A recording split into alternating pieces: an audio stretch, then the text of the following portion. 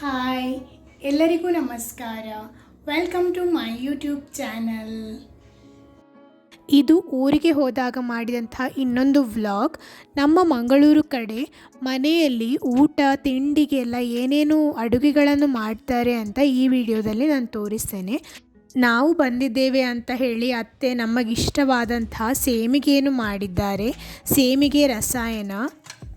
ಇದು ಅಕ್ಕಿ ಹುಡಿಯಿಂದ ಮಾಡಿದಂತಹ ಸೇಮಿಗೆ ಮಾಡಲು ಯಾವ ಹುಡಿಯನ್ನು ಬಳಸ್ತೇವೆ ಅಂತ ನಾನು ಈಗಾಗಲೇ ಒಂದು ವಿಡಿಯೋದಲ್ಲಿ ಹೇಳಿದ್ದೇನೆ. ಅದರ ಲಿಂಕನ್ನು ಶೇರ್ ಮಾಡ್ತೇನೆ, ನೀವು ನೋಡಿಕೊಳ್ಳಬಹುದು. ಸೇಮಿಗೆ ಅಂದರೆ ನಮ್ಮಲ್ಲಿ ಎಲ್ಲರಿಗೂ ತುಂಬಾ ಇಷ್ಟ. ಇದಕ್ಕೆ ಬಾಳೆಹಣ್ಣಿನ ರಸಾಯನ ಮಾಡಿದ್ದೇವೆ ಹಾಗೂ ಬೆಳ್ಳುಳ್ಳಿ ಚಟ್ನಿ, ಸಾಂಬಾರು ಹಾಕಿ ಕೂಡ ತುಂಬ ರುಚಿಯಾಗ್ತದೆ. ಮೊದಲೆಲ್ಲ ಜಾಸ್ತಿ ಕುಚ್ಚಲಕ್ಕಿಯಿಂದ ಸೇಮಿಗೆಯನ್ನು ಮಾಡ್ತಾಯಿದ್ರು. ಈಗಲೂ ನನ್ನ ಅಮ್ಮ ಕುಚ್ಚಲಕ್ಕಿಯಿಂದಲೇ ಮಾಡ್ತಾರೆ. ಕುಚ್ಚಲಕ್ಕಿಯನ್ನು 5-6 ಗಂಟೆಗಳ ಕಾಲ ನೆನೆ ಹಾಕಿ ನಂತರ ಅದನ್ನು ನುಣ್ಣಗೆ ಕಡೆಯಬೇಕು. ಆದರೆ ಅಕ್ಕಿ ಹುಡಿಯಿಂದ ಮಾತ್ರ ನಾವು ದಿಢೀರಾಗಿ ಸೇಮಿಗೆಯನ್ನು ಮಾಡಿಕೊಳ್ಳಬಹುದು, ರುಬ್ಬುವ ಅವಶ್ಯಕತೆಯೇ ಇಲ್ಲ.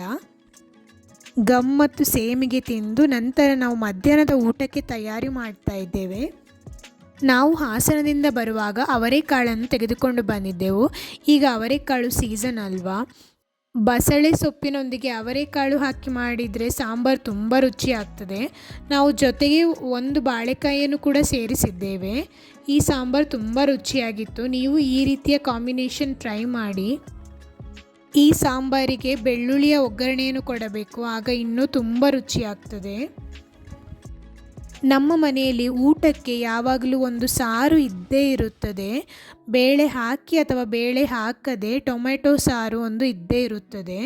ಇವತ್ತು ನಾವು ಹೆಸರು ಬೇಳೆಯನ್ನು ಹಾಕಿ ಟೊಮೆಟೊ ಸಾರನ್ನು ಮಾಡ್ತಾ ಇದ್ದೇವೆ. ಇದು ನಾನು ನನ್ನ ಅತ್ತೆಯಿಂದ ಕಲಿತಂತಹ ಸಾರಿನ ರೆಸಿಪಿ ನಿಮ್ಮೊಂದಿಗೂ ಹಂಚಿಕೊಳ್ತಾ ಇದ್ದೇನೆ. ಸಾರು ಮಾಡಲು ನಾನು ಟೊಮೆಟೊ, ಈರುಳ್ಳಿ ಮತ್ತು ಶುಂಠಿ ಹಾಗೂ ಒಂದು ಹಸಿಮೆಣಸನ್ನು ಹೆಚ್ಚಿಟ್ಟುಕೊಂಡಿದ್ದೇನೆ. ಒಂದು ಕಪ್ ಹೆಸರು ಬೇಳೆಯನ್ನು ಒಂದು 10 ನಿಮಿಷಗಳ ಕಾಲ ನೆನೆ ಹಾಕಿದ್ದೇನೆ. ಇದನ್ನೀಗ ಚೆನ್ನಾಗಿ ತೊಳೆದು ಬೇಯಿಸಿಕೊಳ್ಳೋಣ. ಟೊಮೆಟೊ, ಈರುಳ್ಳಿ ಹಾಗೂ ಶುಂಠಿ ಮತ್ತು ಒಂದು ಹಸಿಮೆಣಸಿದೆ. ನೆನೆ ಹಾಕಿರುವ ಹೆಸರು ಬೇಳೆಯನ್ನು ಚೆನ್ನಾಗಿ ತೊಳೆದುಕೊಳ್ಳೋಣ. ಇದು ದಿಢೀರಾಗಿ ಮಾಡುವಂತಹ ತುಂಬ ಸುಲಭವಾದಂತಹ ಸಾರು. ಈಗ ಕುಕ್ಕರ್ಗೆ ಹೆಸರು ಬೇಳೆ, ಟೊಮ್ಯಾಟೊ, ಈರುಳ್ಳಿ, ಶುಂಠಿ ಹಾಗೂ ಒಂದು ಹಸಿಮೆಣಸನ್ನು ಹಾಕ್ತಾ ಇದ್ದೇನೆ. ಮುಳುಗುವಷ್ಟು ನೀರನ್ನು ಕೂಡ ಹಾಕಿಕೊಳ್ಳೋಣ. ಸ್ವಲ್ಪ ಉಪ್ಪು, ಚಿಟಿಕೆ ಅರಿಶಿನ ಹುಡಿ ಹಾಗೂ ಇಂಗನ್ನು ಹಾಕ್ತಾ ಇದ್ದೇನೆ. ಮುಚ್ಚಳವನ್ನು ಮುಚ್ಚಿ 3 ವಿಸಿಲ್ ಬೇಯಿಸಿಕೊಳ್ಳೋಣ.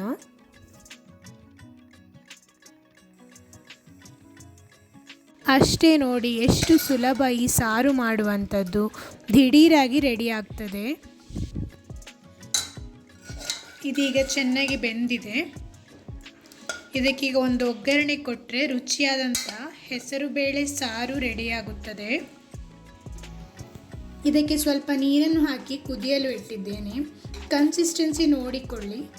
ಬೇಕಾದಷ್ಟು ನೀರನ್ನು ಹಾಕಿ ಒಂದು ಕುದಿ ಬರಲಿ, ಮತ್ತೆ ಒಗ್ಗರಣೆಯನ್ನು ಕೊಡೋಣ. ಸ್ವಲ್ಪ ಉಪ್ಪು ಸೇರಿಸ್ತಾ ಇದ್ದೇನೆ. ಇನ್ನೀಗ ಇದಕ್ಕೆ ಒಂದು ಒಗ್ಗರಣೆಯನ್ನು ಕೊಟ್ಟರೆ ಘಮ ಘಮವಾದಂತಹ ಹೆಸರು ಬೇಳೆ ಸಾರು ರೆಡಿ ಆಗ್ತದೆ. ಆಹಾ, ಎಷ್ಟು ರುಚಿ ಗೊತ್ತಾ ಈ ಸಾರು. ಈ ಸಾರು ಒಂದಿದ್ರೆ ಸಾಕು, ಮತ್ತೇನು ಬೇಡ ಊಟಕ್ಕೆ.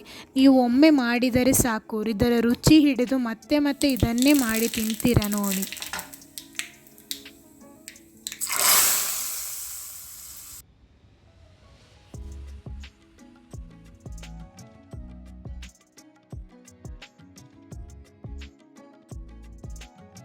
ಈ ವಿಡಿಯೋ ನಿಮಗೆ ಇಷ್ಟವಾಗಿದೆ ಅಂತ ನಾನು ಭಾವಿಸ್ತೇನೆ. ಇಷ್ಟವಾದಲ್ಲಿ ಒಂದು ಲೈಕ್ ಮಾಡಿ, ಕಮೆಂಟ್ ಮಾಡಿ, ನಿಮ್ಮ ಅನಿಸಿಕೆಗಳನ್ನು ತಿಳಿಸಿ, ನನಗೂ ಖುಷಿಯಾಗುತ್ತದೆ.